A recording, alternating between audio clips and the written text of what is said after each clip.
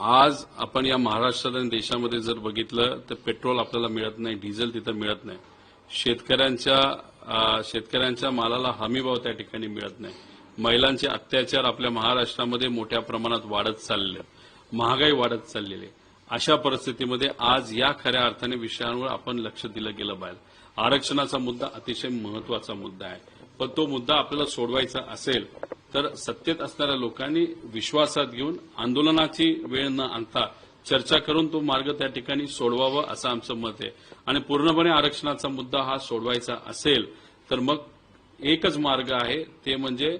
ज्यांच्याकडे जास्त मतदान आहे पार्लमेंटमध्ये त्या लोकांना विश्वासात घेऊन आपल्याला अधिवेशनामध्ये म्हणजे पार्लमेंटमध्ये विरोधकांना सुद्धा विश्वासात घेऊन एक बदल संविधानामध्ये त्या ठिकाणी बदल करून आरक्षणामध्ये मराठा समाजाला नाही तर इतर समाजाला आरक्षण तिथंच पार्लमेंटमध्ये आपल्याला देता येईल। म्हणजे दिल्लीचा हा विषय आहे